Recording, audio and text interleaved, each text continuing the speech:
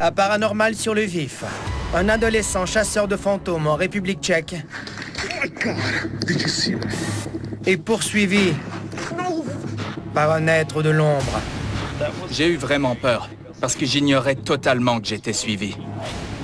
Un client dans un magasin au Connecticut filme un fantôme à son insu.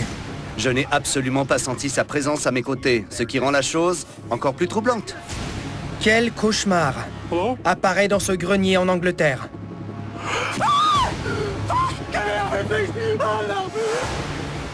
Je me suis dit que je ne sortirais pas de là vivant. Cette boule de feu dans le ciel What the is that? est-elle un ovni déguisé?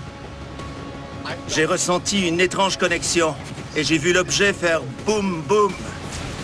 Et d'autres images paranormales qu'il faudra voir pour y croire. La muñeca se movió, Chicho. Chicho se movió, güey, la muñeca, güey. ¡A madre, güey!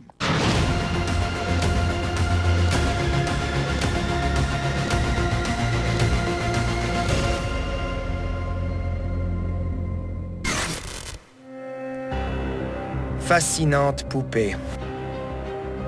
Les pharaons en emportaient dans la tombe. La magie noire s'en est servie pour jeter des sorts. Aujourd'hui, les enfants du monde entier s'en servent comme jouets. Depuis des siècles, les humains fabriquent des poupées, les manipulent et leur transfèrent leur énergie. Il n'est donc pas surprenant qu'elles fassent partie des objets les plus souvent signalés comme hantés. Cet enquêteur mexicain du paranormal en sait quelque chose. Car il a eu affaire à une poupée non seulement hantée, mais véritablement démoniaque. La muñeca se movió, Chicho. Chicho se movió, güey, la muñeca, güey. Güey. La madre, güey.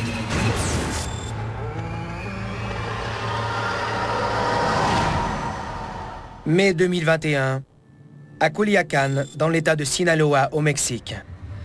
Il est 2 heures du matin. Eduardo Escalante et son ami Osvaldo mènent l'enquête dans un cimetière public. L'un des plus anciens de l'État. Uy, uy, uy, uy. C'est ça. Je m'appelle Eduardo Escalante et c'est moi qui ai filmé cette vidéo. Ce cimetière est un cimetière civil. Il est très grand. Et beaucoup de mythes, de légendes et d'activités paranormales y sont associés. Cette activité concerne en particulier une grande poupée. Ahí está, güey. Uy, güey. Selon la légende locale, elle montrait la garde sur la tombe d'une jeune fille. Ahí está, güey. La jeune fille avait 12 ou 14 ans quand elle est morte. On dit que la poupée lui avait été donnée par sa grand-mère. ¿Estás viendo algo? Des phénomènes étranges ne tardent pas à se produire à proximité de la poupée. Ubaldo, la puerta, la puerta, la puerta. Mira, mira, mira, güey. Puerta, güey. Vous avez vu? Regardez de nouveau. La porte du tombeau où se trouve la poupée s'ouvre d'elle-même. Le tombeau s'est ouvert. Muñeca, güey. Esto fue obra de la muñeca, güey. Estaba cerrada eso, güey. C'est comme si les esprits voulaient nous prévenir ou nous signaler qu'ils étaient là. Esta estaba cerrada. Eduardo profite de l'occasion pour essayer de communiquer avec la poupée. Si estás aquí, esta alma que esté penando, hámelo saber. Franchement, je n'avais pas envie de filmer parce que j'avais peur que la poupée bouge. Comme Eduardo est sur le point de s'en rendre compte, sa peur est justifiée. Regardez bien. La muñeca se movió, Chicho. Chicho se movió, güey, la muñeca, güey. Güey. La madre, güey. Se movió la muñeca, güey. Regardez de nouveau. Au ralenti. La poupée, qui est aussi grande qu'un enfant, tourne sa tête de plastique vers Eduardo et semble sourire. La muñeca se movió, Chicho. Chicho se movió, güey, la muñeca, güey. Güey. La madre, güey. La poupée tourne la tête vers nous et nous regarde à travers la fenêtre en souriant. Ça donnait froid dans le dos de l'avoir bougé comme ça. Tout y était. Les frissons, la peur, la terreur, la chair de poule. La muñeca se movió, Chicho. Chicho se movió, la muñeca, oui. Quand cette poupée, cet objet inanimé, tourne sa tête comme pour regarder la personne qui visite le cimetière et qui filme, c'est une vraie histoire d'horreur. J'ai été bouleversée par ce clip. Je l'ai détesté. J'ai vraiment essayé de me l'expliquer logiquement, tellement il était sinistre. Mais j'ai fini par avoir la même réaction que ceux qui l'ont filmé et qui se sont dit « Oh mon Dieu, je veux sortir d'ici ». Ce ne sont pas les jambes de la poupée qui bougent, c'est le haut de son corps, ses épaules, son cou et sa tête. Je n'aimais pas les poupées quand j'étais petite. Elles m'ont toujours fait peur. Je jouais avec elles le jour, mais je les rangeais dans mon placard la nuit parce que je n'aimais pas leur apparence dans le noir. Eduardo ne les aime pas non plus. Mais malgré sa peur, il retourne une nouvelle fois au tombeau pour filmer d'autres images. Et tout à coup... Se está moviendo. Oui. Ahorita, güey. C'est là-dessus que sa visite du cimetière se termine ce soir-là. Es un puto demonio, güey. Ah, no mames, padre, güey. No, no mames. Alors on est parti, parce que j'ai dit, il ne faut pas jouer avec le diable, avec les esprits. Parce que ça peut avoir de graves conséquences. Quelle est donc la cause de ce phénomène? Et pourquoi cette poupée? Les poupées sont des représentations de nous en miniature. En les manipulant, les enfants, ou même les adultes, les imprègnent d'une partie de leur résidu psychique qu'elles sont capables d'absorber. Les poupées sont présentes dans les rites et la magie depuis des siècles. Sur les autels vaudous, on voit souvent une très belle poupée vaudou qui est censée représenter la richesse, la santé et la bonne fortune. Mais du même côté, il y a des poupées auxquelles on peut associer la douleur et la colère. Et aussi la malchance et la maladie. Ces poupées peuvent transférer ce type d'énergie à quiconque les tient dans ses mains. Se está moviendo. Güey. Chinga tu madre, güey. Ahorita, güey. Eduardo est persuadé de savoir exactement de quel type d'énergie cette poupée est porteuse. Et il tient compte de l'avertissement. C'est un démon. Pour moi, c'est clair. Ça arrive dans le monde entier. Il y a le bien et il y a le mal. Comme on dit, le diable ne dort jamais. Il se passe toujours quelque chose dans la rue, dans votre maison, n'importe où. La muñeca se movió, Chicho. Chicho se movió, güey, la muñeca, güey. Güey. La madre, güey. À venir, dans un magasin au Connecticut, un homme est surpris par un esprit souriant. Elle était accusée de meurtre au premier degré. C'est un crime odieux. C'est un drame familial. Ça interpelle sur le rôle de mère. C'était un acte d'amour. On ne tue pas par amour. Elles sont tuées. Vendredi 22h. À Canal D. Les surfaces réfléchissantes semblent particulièrement propices aux manifestations du paranormal. C'est le cas des miroirs. Look at it, dude. There's something growing out of the mirror. Des fenêtres. Et même des écrans de télévision. Selon certains, ces surfaces seraient des portails vers un autre monde. D'autres pensent simplement qu'il est plus facile pour les énergies spirituelles de se manifester dans un espace en 2 dimensions. Quelle que soit la raison, une chose est sûre, ces manifestations sont toujours surprenantes.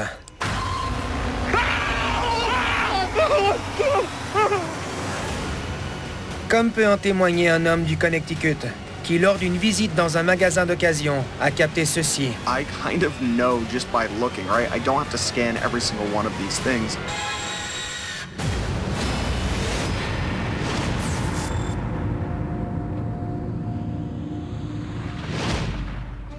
En juillet 2020, au Connecticut, Jesse Durfee entre dans un magasin d'occasion pour tourner une vidéo montrant comment revendre des articles usagés sur Internet.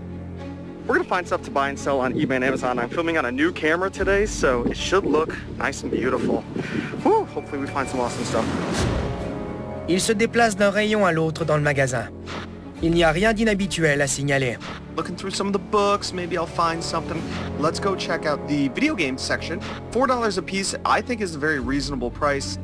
Mais au rayon multimédia, quelque chose d'extraordinaire se produit. Regardez bien. I kind of know just by looking, right? I don't have to scan every single one of these things. Vous avez vu? Regardez de nouveau. Quand Jesse retourne le boîtier du CD, le visage souriant d'une femme apparaît reflété à côté du sien. Quelques instants plus tard, Jesse se retourne et on voit qu'il n'y a personne derrière lui. Qu'est-ce qui vient de se passer? Je m'appelle Jesse Durfee. C'est moi qui ai filmé le fantôme dans le boîtier du CD. Le magasin ressemblait à n'importe quel autre magasin d'occasion, rempli d'objets de provenance diverses. En marchant dans les allées, je filmais devant et derrière moi, j'examinais les articles. J'ai sorti un CD pour le regarder, sans rien voir de spécial. Mais quand j'ai mis la vidéo en ligne, j'ai reçu un commentaire disant « Dans ta vidéo, on voit une femme derrière toi. » C'est à ce moment-là que j'ai vraiment eu peur. Je n'ai absolument pas senti sa présence à mes côtés, ce qui rend la chose encore plus troublante. Il sort un boîtier. On en voit le devant. Il le retourne et on voit brièvement son reflet à lui et aussi, très clairement, celui d'une femme qui se tient à côté de lui, comme si elle posait pour une photo. Elle sourit au-dessus de son épaule en regardant directement dans l'objectif. Pourtant, il n'y a personne avec lui.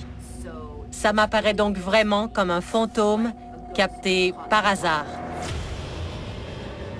Le plus beau dans tout ça, c'est que la femme sourit. On a tendance à associer les fantômes à des choses sinistres, à des malheurs. Mais beaucoup d'histoires de fantômes parlent de fantômes heureux. C'est peut-être le cas ici. Ce visage souriant est-il vraiment celui d'un fantôme? Le fait qu'il a été capté sur une surface réfléchissante nous donne peut-être un élément de réponse. Les reflets nous montrent des choses que nos yeux ne sont pas toujours capables de voir. C'est vrai de n'importe quelle surface réfléchissante, qu'elle soit voulue, comme un miroir, ou accidentelle, comme un boîtier de CD. Cette espèce de monde inversé que les surfaces réfléchissantes nous montrent peut contenir des choses qu'on ne voit pas à l'œil nu. La raison pour laquelle les apparitions se manifestent si souvent sous forme de reflets, je pense, c'est qu'il est plus facile de se manifester dans un espace en 2 dimensions que dans un espace en 3 ou 4 dimensions. Parce que, comme ce ne sont plus des êtres pleinement matériels, ils sont contraints d'apparaître sous une forme moins dense sur le plan des vibrations, d'où cette forme bidimensionnelle. On en vient à s'interroger sur tous les reflets qu'on voit chaque jour. Sont-ils tous, essentiellement, des portails vers un ailleurs? C'est possible. Mais si le visage que nous voyons se situe dans une autre dimension, à qui appartient-il? J'ignore qui elle est. Comme il s'agit d'un magasin d'occasion, beaucoup de gens pensent que si tel ou tel objet provient d'une maison où quelqu'un est décédé, la personne en question est désormais liée à cet objet. A-t-elle été, à un moment donné, la propriétaire de l'objet que cet homme tient dans ses mains? Peut-être est-ce l'image qu'elle voyait quand elle possédait cet objet à l'origine. Peut-être. Mais qui que soit cette femme mystérieuse, Jesse se réjouit qu'on l'ait signalée à son attention. Il est évident qu'elle m'aime bien. Elle a un grand sourire. Je n'ai pas peur d'elle. Et j'aimerais la revoir. Pour ce qui est de capter de futures apparitions, je vais faire comme d'habitude, en espérant que si ça se reproduit, quelqu'un d'autre le remarquera encore dans mes vidéos. Je retournerai alors là-bas pour essayer de la retrouver.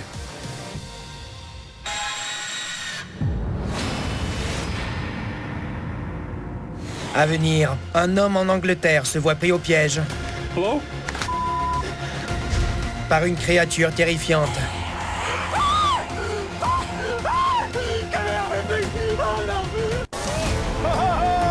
Je pousse! OK, les belles, tu peux commencer le chargement. Fermont, mardi 19h30, à Canal D. Connaissez-vous le mascache? Cette créature connue des internautes serait capable, lorsqu'elle est en colère, de déchiqueter un être humain pour le dévorer. En particulier, si c'est un enfant. Heureusement, elle n'existe que dans l'imagination de ceux qui ont entendu ces histoires. Mais en est-on bien sûr? Un homme en Angleterre pense avoir découvert un mascache dans une maison depuis longtemps abandonnée. Oh my God. Quand vous le verrez, vous serez peut-être convaincu vous aussi qu'il existe réellement.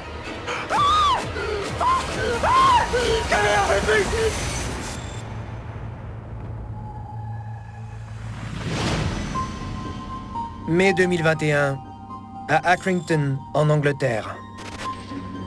L'explorateur urbain Daniel Duffy Nettles everywhere. se rend dans une maison de ferme abandonnée, connue comme un théâtre d'activités paranormales. There's apparently something evil lurks around in this place. Je m'appelle Daniel et je suis celui qui a filmé la vidéo. Oh, there's some sort of a house here. J'avais entendu dire que l'endroit était hanté. Il semble qu'un enfant ait disparu il y a quelques années et personne ne l'a plus revu. Ce soir, Daniel est venu vérifier si les rumeurs disent vrai.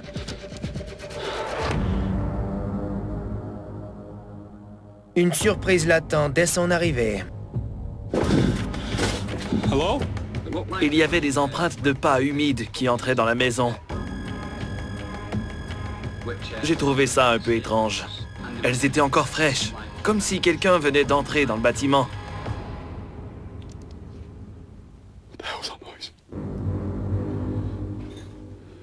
Daniel n'est pas rassuré. Mais il continue d'avancer, déterminé à en avoir le cœur net. Oh, this is creepy. Il se retrouve pour finir dans la partie la plus terrifiante de la maison. Le grenier. Hello?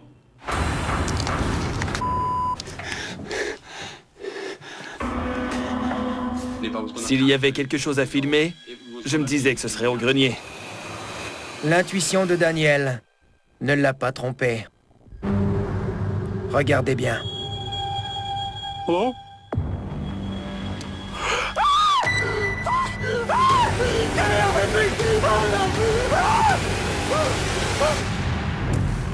Qu'est-ce que c'était?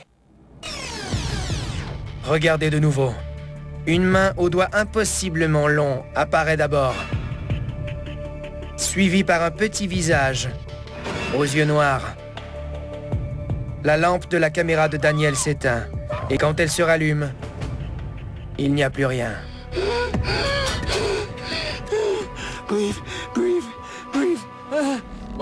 Quand j'ai vu le visage et d'autres doigts apparaître, je me suis dit que je ne sortirais pas de là vivant. Hello?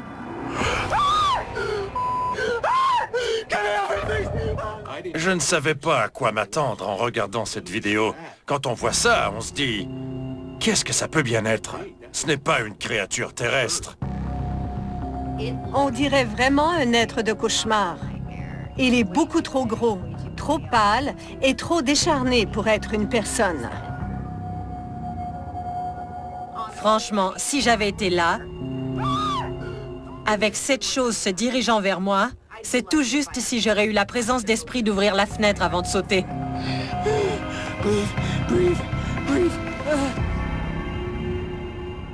Mais il n'y a aucune fenêtre dans ce grenier. Il n'y a qu'une seule issue.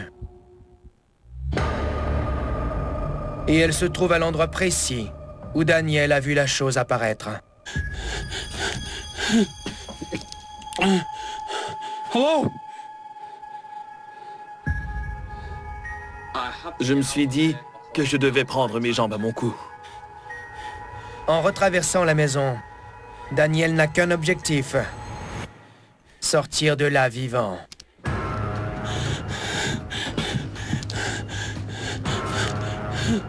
Il atteint enfin l'arrière de la maison, où se trouve, croit-il, une issue possible. Je me suis dit que c'était la sortie, qu'il fallait que je sorte par là. Mais juste avant de l'atteindre, j'ai regardé à ma droite, où il y avait une fenêtre. Hello?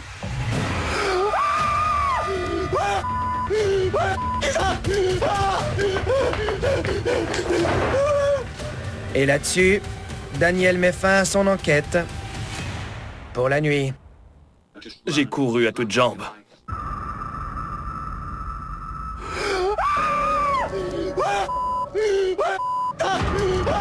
La chose voulait me manger, je pense. C'est une espèce de cannibale. Mais de quoi s'agit-il au juste? Daniel croit le savoir. L'histoire du mascache semble venir de quelque part aux États-Unis. On en parle beaucoup sur les médias sociaux. On dit qu'il dévore les enfants, qu'il surgit de sous le lit des enfants. Le mascache est la personnification de la peur, de la violence et aussi de l'angoisse. Quand ces choses se reproduisent pendant une longue période, elles se concrétisent sous la forme de grotesques fantômes non humains. De grotesques fantômes non humains qui attendent leur proie.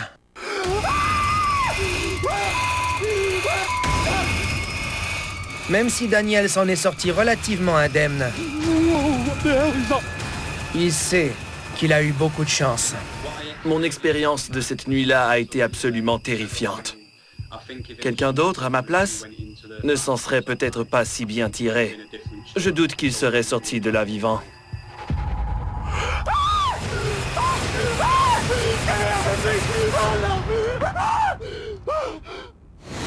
À venir, ces lumières dans le ciel, sont-elles des feux d'artifice?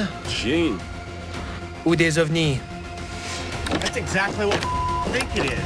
La rapidité et la compétence, c'est ce qui va faire la différence entre la vie et la mort du patient. C'est des manœuvres très contrôlées. On peut pas faire d'erreur, il n'y a personne qui peut nous aider. Garde côtière, mardi 22h, à Canal D.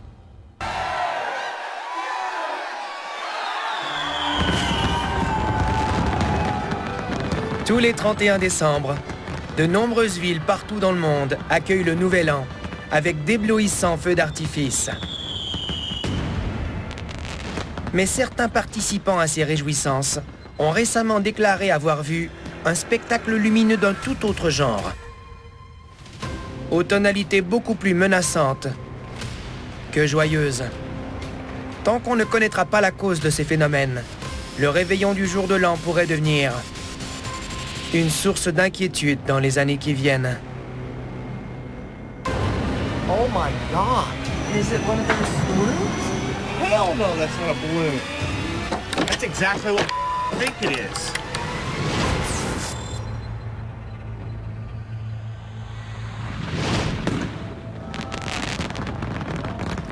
Le 1er janvier 2020, à Düsseldorf, en Allemagne. Il est tout juste après minuit. Un habitant de la ville en train de filmer les feux d'artifice depuis son balcon remarque tout à coup quelque chose d'insolite dans le ciel.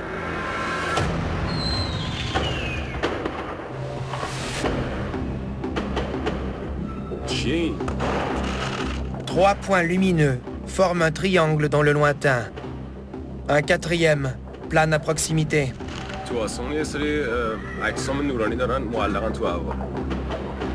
Toutes les personnes présentes sont perplexes. Ma première réaction est de dire qu'il s'agit de feux d'artifice, d'une variété qui se consume lentement, restant en suspension dans les airs. Mais ensuite, un triangle très net se forme. et se maintient en place. Ce ne sont pas des feux d'artifice. On sait à quoi ressemblent les feux d'artifice. Ça, c'est autre chose.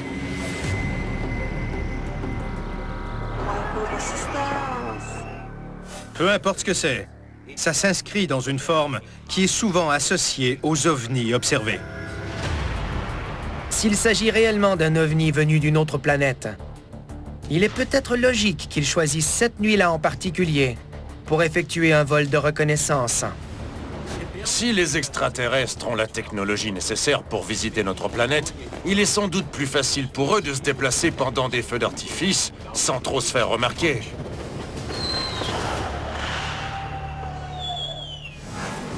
Le même soir, à Bogota, en Colombie, les feux d'artifice du Nouvel An sont sur le point de commencer. Mais quelque chose d'autre apparaît dans le ciel.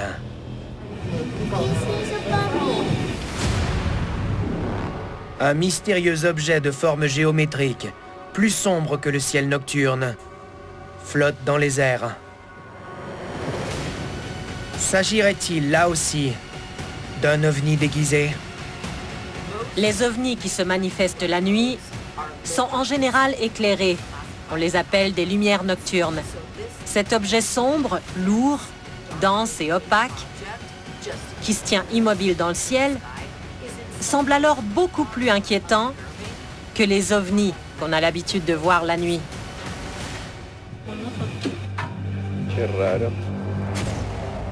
Est-ce que ça pourrait être une sorte de portail? Cette forme bizarre va-t-elle s'ouvrir tout à coup et laisser sortir quelque chose venant d'une autre dimension? Ou aspirer quelqu'un de notre dimension à nous? On dirait que c'est ce qui est sur le point de se produire. La même chose est peut-être en train de se produire à St. Petersburg, en Floride, où Mike Hughes et sa femme, qui passent une soirée tranquille dans leur cour arrière pour souligner l'arrivée du Nouvel An, voient tout à coup ceci. Holy... There it goes. It's over here. Je m'appelle Mike Hughes et c'est moi qui ai filmé cette vidéo. On a remarqué une très belle et très brillante boule de lumière qui s'est élevée tout droit du sol vers le ciel. On s'est dit, mon Dieu, quel feu d'artifice gigantesque. On est resté là à attendre que ça explose. Mais la chose, quelle qu'elle soit, n'explose pas. What the is that? Tout à coup, l'objet s'est stabilisé et a commencé à se diriger vers notre maison. On a compris à ce moment-là qu'il se passait quelque chose d'extrêmement bizarre. Les gens qui filment cette boule orange dans le ciel savent que ce n'est pas normal, que ce n'est pas à sa place. Sa manière de bouger, de briller, sa couleur, sa vitesse, toutes ces caractéristiques indiquent clairement qu'il s'agit d'un ovni. Holy... Puis, quelque chose d'incroyable se produit. Pendant un court moment, j'ai ressenti une étrange connexion. Et j'ai vu l'objet faire boum boum. J'ai été stupéfié et pris de panique dès que c'est arrivé. Le récit de Mike est très typique. Très souvent, les témoins de ce genre de manifestation disent avoir eu l'impression que ce qu'ils observaient dans le ciel les observait également et tentaient bel et bien de communiquer avec eux. Oh my God! Is it one of those balloons? Hell no, that's not a balloon. That's exactly what I think it is. Une fois l'objet disparu, Mike est sûr d'une chose. J'ai la conviction que c'était un vaisseau extraterrestre. J'ignore d'où il venait, mais je suis persuadé que la chose qu'on a vue cette nuit-là ne venait pas de notre planète. Holy... Voilà donc 3 observations d'ovnis dans 3 différents endroits du monde, se produisant toutes la même nuit pendant des feux d'artifice. Y a-t-il de quoi s'inquiéter? Certainement. Mais pour se rassurer, on peut se dire que les extraterrestres, tout simplement, apprécient autant que nous les spectacles son et lumière. Vous vous en rendez compte? Nous, on voit les feux d'artifice à partir du sol. Mais imaginez comme ils doivent être spectaculaires vus de l'espace.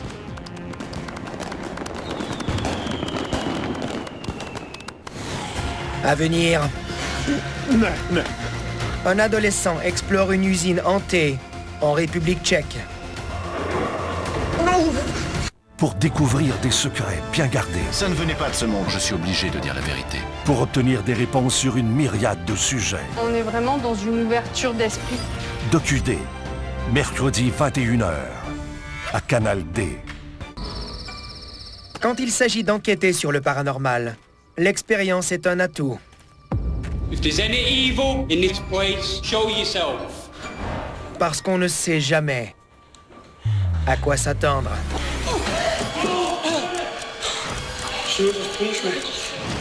C'est pourquoi ce jeune enquêteur est si impressionnant. Il n'est pas seulement un débutant. No, no way. No way. Il n'a que 16 ans. Et au cours d'une seule enquête, il en a vu davantage que bien des enquêteurs chevronnés.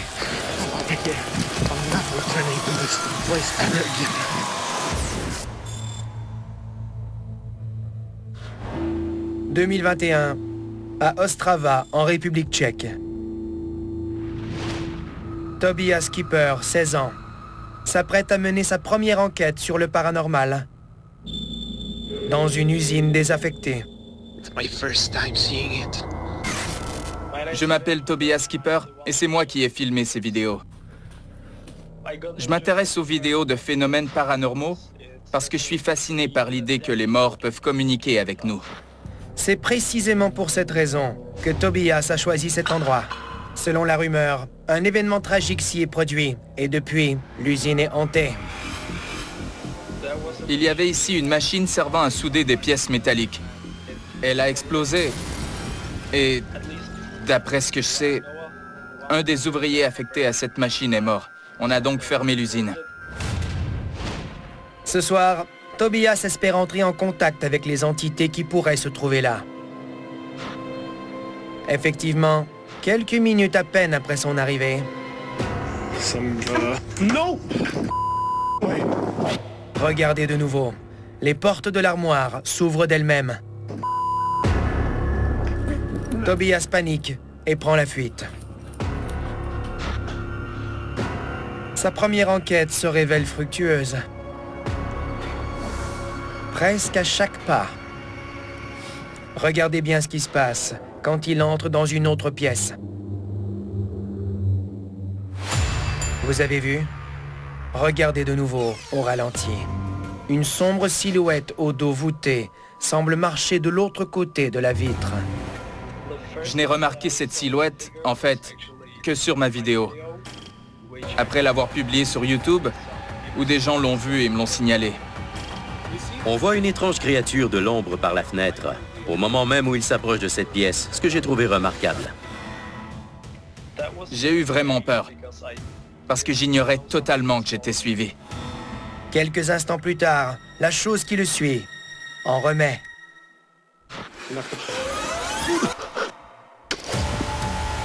La chaise qui se déplace toute seule convainc Tobias d'interrompre son enquête pour cette nuit-là. Mais il est désormais accro.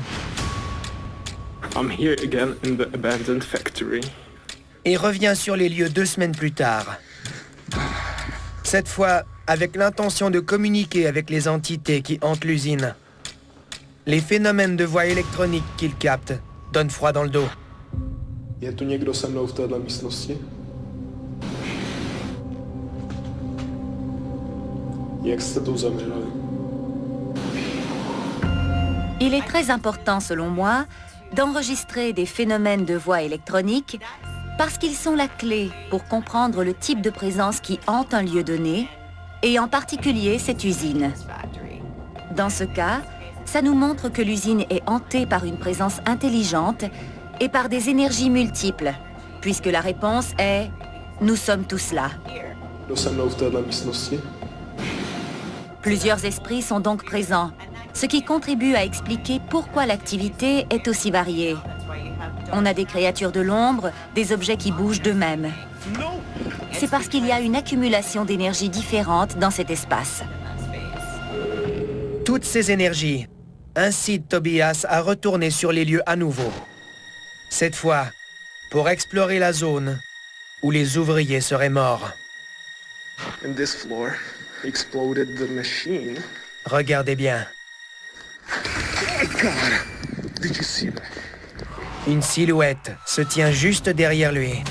But it was standing right here.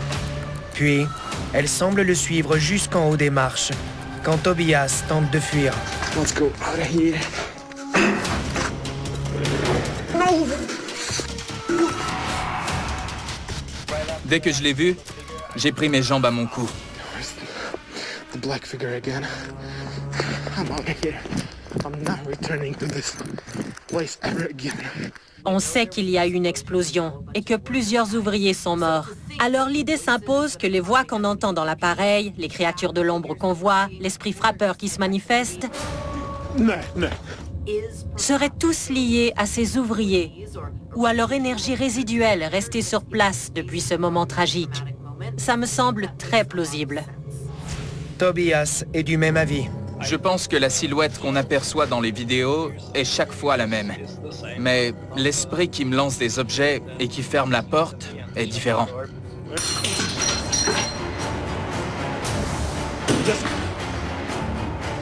Je sens que l'esprit est plus agressif. La silhouette noire ne l'est pas.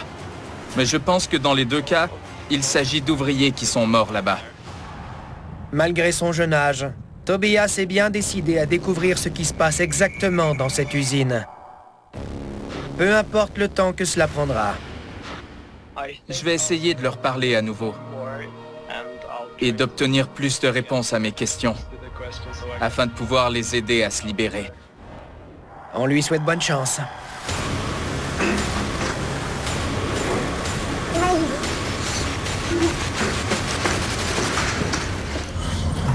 Tout le monde a entendu parler du cavalier sans tête. Ce personnage mythique de cavalier décapité lancé dans une folle chevauchée est connu depuis des siècles. Plus récemment, on a pu voir des images d'un être que certains appellent le rôdeur nocturne. Mince comme une brindille, il est tout en jambes, avec une tête minuscule et semble dépourvu de torse. Et maintenant, une nouvelle espèce de créature nocturne au corps incomplet vient peut-être d'apparaître. Appelons-la le pantalon fantôme.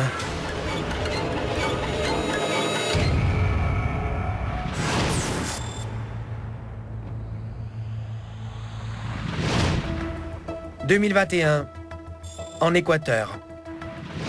Pendant qu'elle s'amuse à filmer son lapin, une jeune fille nommée Magali capte des images. Incroyable.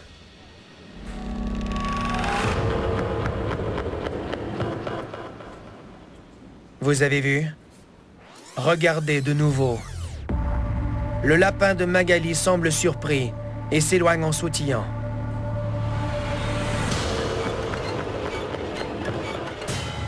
Pendant qu'on voit les jambes d'un pantalon sans torse courir au loin et disparaître dans la nuit, sous le regard perplexe d'un jeune garçon. À quoi cela rime-t-il? J'aime bien le fait que ce clip commence si joliment avec l'image d'un petit lapin. Ensuite, on voit ses deux jambes qui marchent en traînant les pieds. Mais rapidement, où court-elle ainsi? On dirait un pantalon blanc qui marche tout seul en longeant la rue. Il n'y a pas de corps, pas de torse. C'est le seul moyen de décrire la chose. C'est un pantalon. Un pantalon. Il n'y a personne dedans. Mais ce pantalon court dans la rue. Et l'ombre qu'il projette montre qu'il n'y a rien d'autre. C'est le genre d'image qui, au départ, semble presque comique. Mais plus on y pense, et plus on les trouve inquiétantes. Alors, qu'est-ce qui se passe ici, au juste? S'agit-il d'une de ces créatures sans membres dont parle le folklore? Dans le monde du paranormal, les jambes fantomatiques sont plutôt inhabituelles, mais elles s'inscrivent dans un thème plus large. Après tout, il existe de nombreuses histoires de fantômes sans tête, ou auxquelles il manque des membres. Alors pourquoi pas un fantôme sans torse?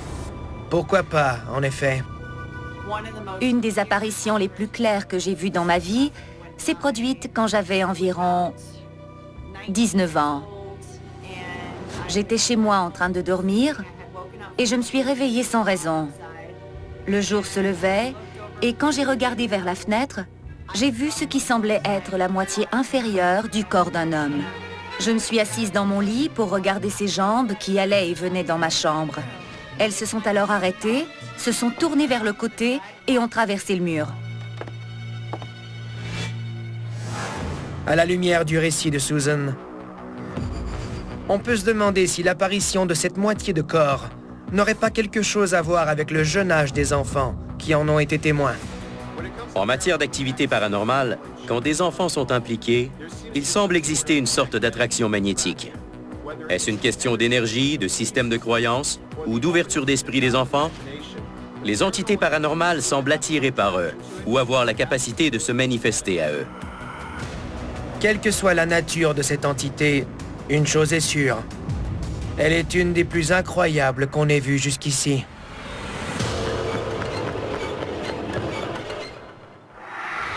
Que faire si vous êtes témoin d'un phénomène paranormal?